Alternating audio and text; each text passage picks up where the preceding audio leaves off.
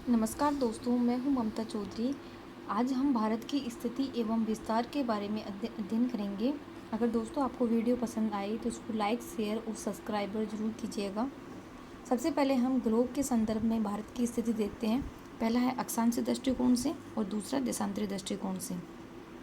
जो अक्षांशीय रेखा है वो भूमध्य रेखा के समांतर खींची गई काल्पनिक रेखाएं होती है, जबकि जो देशांतरी रेखा है वह भूमध्य रेखा के लंबवत खींची गई काल्पनिक रेखाएं हैं। यानी जो अक्षांश रेखाएं हैं वो तो भूमध्य रेखा के समांतर खींची जाती है, जबकि जो देशांतरी रेखाएं हैं वो भूमध्य रेखा के लंबवत खींची जाती है। जो अक्षांशीय रेखा है वो उत्तर से दक्षिण की कोणात्मक दूरी को बताती है, जबकि देशांतरी रेखा पूर्व से पश्चिम की कोणात्मक दूरी को बताती है। अक्षांश दो स्थानों की दूरी ज्ञात करने के लिए हम अक्षांशों का प्रयोग करते हैं, जबकि समय ज्ञात करने में हम देशांतरों का प्रयोग करते हैं। 0 डिग्री देशांतर रेखा को हम प्रधान मध्याह्न रेखा कहते हैं और 1 डिग्री में 4 मिनट का समय लगता है। दो अक्षांशों के बीच में दूरी 111 किलोमीटर होती है और जो अक्षांश है वो कटिबंधों का निर्धारण करने में भी सहायक होते हैं। अक्षांश रेखाएं 179 है, जबकि अक्षांशीय वृत्त 181 है। जो अक्षांश रेखा है उसमें दोनों ध्रुवों को शामिल नहीं करते हैं, जबकि अक्षांशीय वृत्त में इसमें 3 एक्स्ट्रा इसलिए है कि दो तो ध्रुव और एक भूमध्य रेखा, इसलिए अक्षांशीय वृत्त तो 181 है, जबकि अक्षांशीय रेखा 179 है। फिर अब भूमध्य रेखा से अगर अपन ध्रुवों की ओर ऊपर जाते हैं तो उसमें हमें निम्न परिवर्तन दिखाई देते हैं। पहला तो है तापमान में कमी होगी, दूसरा दिन रात की अवधि में अंतर होगा। यानी भूमध्य रेखा पर तो दिन रात की अवधि बराबर होती है, जबकि ध्रुवों पर 6 महीने रात और 6 महीने दिन होता है। तीसरा जैव विविधता में अंतर होगा। फिर आता है आपका भारतीय जो मानक समय रेखा है वो 82.5 डिग्री पूर्वी देशांतर रेखा होती है, जो इलाहाबाद के नैनी से गुजरती है। फिर जो 82.5 डिग्री जो पूर्वी देशांतर रेखा है वो भारत के 5 राज्यों से गुजरती है, जिसमें पहला है यूपी, एमपी, आंध्र प्रदेश, उड़ीसा और छत्तीसगढ़। इसकी एक छोटी सी ट्रिक है, यूपी एमपी आऊँ छू, यानी यूपी हो गया, एमपी हो गया, आ यानी आंध्र प्रदेश, उ यानी उड़ीसा, छ यानी छत्तीसगढ़। जो 82.5 डिग्री जो पूर्वी देशांतर रेखा है उससे भारत के समय की गणना की जाती है, जबकि विश्व के समय की गणना 0 डिग्री ग्रीनविच रेखा से की जाती है। अब भारत की स्थिति हम अक्षांशीय देशांतर दृष्टिकोण से देखते हैं। जो अक्षांशीय दृष्टिकोण से अपन देखते हैं तो भारत उत्तरी गोलार्ध में स्थित है, जबकि देशांतरीय दृष्टिकोण से भारत पूर्वी गोलार्ध में स्थित है। और अगर हम अपन ग्रीनविच रेखा से 0 डिग्री से देखते हैं तो भारत उत्तरी पूर्वी गोलार्ध में स्थित है। अब है भारत का अक्षांशीय विस्तार। यानी जो भारत है वो 8 डिग्री 4 मिनट उत्तरी अक्षांश से 37 डिग्री 6 मिनट उत्तरी अक्षांश तथा 68 डिग्री 7 मिनट पूर्वी देशांतर से 97 डिग्री 25 मिनट पूर्वी देशांतर पर स्थित है। इसकी जो पूर्व पश्चिम की लंबाई है वो तो 2933 है और उत्तर से दक्षिण की लंबाई 3214 किलोमीटर है। जो इस भारत का जो दक्षिणी बिंदु है इसको अपना इंदिरा पॉइंट, पार्सन और पिग्मेलियन भी कहते हैं, और जो उत्तरी बिंदु है उसको अपने इंदिरा कोल कहते हैं। फिर आता है आपका भारत की स्थलीय सीमा।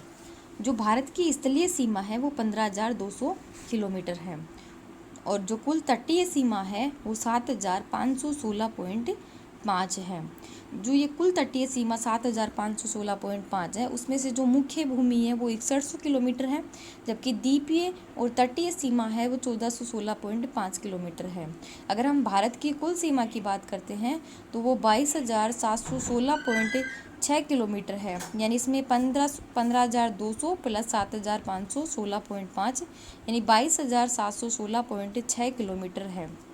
फिर अपन देखते हैं कि जो प्रादेशिक जल सीमा है, जो भारत की जो प्रादेशिक जल सीमा है वो समुद्र तट से 12 समुद्री मील तक का क्षेत्र है, वो प्रादेशिक जल सीमा कहलाता है। यानी 1 समुद्री मील बराबर 1.8 मील होता है, जिस पर भारत को संसाधनों पर पूर्ण अधिकार है। दूसरा आता है आपका संलग्न क्षेत्र या अविच्छिन्न मंडल। जो संलग्न क्षेत्र या अविच्छिन्न मंडल है वो समुद्र तट से 24 समुद्री मील तक का क्षेत्र है। इस क्षेत्र पर भारत को साफ सफाई तथा सीमा शुल्क की वसूली का वित्तीय अधिकार प्राप्त होता है। फिर आता है आपका अनन्य आर्थिक क्षेत्र। जो अनन्य आर्थिक क्षेत्र होता है वो समुद्र तट से 200 समुद्री मील तक का क्षेत्र शामिल करते हैं इसमें। इस पर भारत को वैज्ञानिक अनुसंधान व नए द्वीपों के निर्माण तथा प्राकृतिक संसाधनों के विदोहन की छूट दी गई है। इसके बाद का जो क्षेत्र आता है वो उच्च सागर का विस्तार है, जहाँ सभी राष्ट्रों को समान अधिकार प्राप्त हैं। फिर आती है आपकी भारत की अंतर्राष्ट्रीय सीमा की लंबाई और उससे संबंधित जो राज्य हैं वो आते हैं। यानी जो भारत की जो अंतर्राष्ट्रीय सीमा है वो 7 देशों से लगती है। देखते हैं वो कौन कौन से हैं, जिसमें पहला है आपका बांग्लादेश, चीन, पाकिस्तान, नेपाल, म्यांमार, भूटान, अफगानिस्तान। ठीक है, जिसमें जो ये बांग्लादेश है उसकी लंबाई लगती है अपनी 4096.7 किलोमीटर। इसमें कौन कौन से राज्य संबंधित है, यानी इसकी एक छोटी सी ट्रिक है। जैसे कि अपने जो अनुसूचियाँ पढ़ते हैं उसमें छठे संविधान संशोधन में 6 में 4 याद करते हैं ना, यानी अमीमेत्री, जिसमें असम, मिजोरम, मेघालय, त्रिपुरा ये शामिल है। उसमें एक और एक्स्ट्रा जोड़ देते हैं पश्चिम बंगाल, यानी जो ये बांग्लादेश की जो सीमा है वो भारत के असम, मिजोरम, मेघालय, त्रिपुरा और पश्चिम बंगाल से लगती है। तो इसकी छोटी सी ट्रिक है अमीमेत्री बंगाल, यानी बंगाल से आप पश्चिम बंगाल भी याद हो जाएगा, और इस यानी किसकी सीमा लगती है, बांग्लादेश की। तो आप इसको ये भी समझ में आ जाएगा। दूसरा है आपका चीन। तो चीन की लंबाई लगती है आपकी 3488, यानी इसको आप 3488 याद करो। तो इसकी छोटी सी ट्रिक है एक, अरुण उत्तर सिंह को चीन ले जा, यानी अरुण उत्तर सिंह को चीन ले जा। तो चीन से संबंधित कौन से राज्य भारत को टच करते हैं, तो अरुण यानी अरुणाचल प्रदेश, उत्तर यानी उत्तराखंड, और सिंह में आपका सिक्किम, और है से आपका एचपी हो जाएगा। और चीन यानी आप समझ सकते हो कि चीन में कौन कौन से जुड़े हुए हैं। पाकिस्तान की सीमा लगती है 3323, यानी 3323 किलोमीटर। इसमें आपको सबको पता है, जैसे गुजरात की लगती है, राजस्थान, पंजाब और जम्मू कश्मीर। इसमें कोई ट्रिक की ज़रूरत नहीं है, ये सीधे ही ऐसे ही, क्योंकि सबको पता है कि पाकिस्तान की भारत के साथ कौन कौन सी सीमा लगती है। उसके बाद में आता है नेपाल। नेपाल में की जो सीमा की लंबाई लगती है वो 1751 किलोमीटर लगती है। इसमें आपका आता है यूपी, बिहार, पश्चिम बंगाल, सिक्किम और उत्तराखंड। इसके लिए ट्रिक है उसी बम्बे ऊपर नेपाल है, यानी ऊ यानी यूपी, सी यानी सिक्किम, ब यानी पश्चिम बंगाल हो जाएगा, और बी यानी बिहार हो जाएगा, और ऊपर से आपका उत्तराखंड हो जाएगा, और नेपाल से संबंधित राज्य है ही।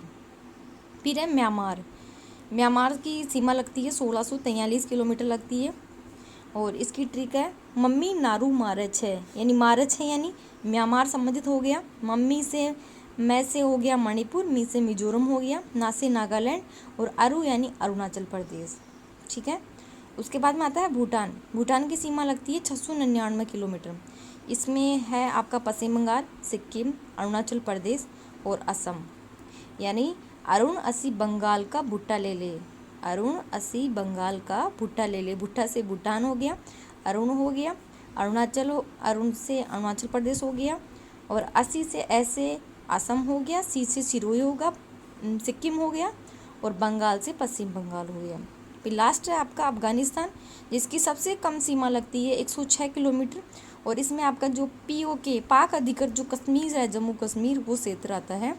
अर्थात जो अपने भारत की जो कुल अंतर्राष्ट्रीय सीमा की लंबाई है वो 15,106.7 किलोमीटर का क्षेत्र है, जो भारत के कुल 17 राज्य पड़ोसी देशों से जुड़ते हैं। आज के लिए इतना ही, फिर कल इसके आगे कल अध्ययन करेंगे।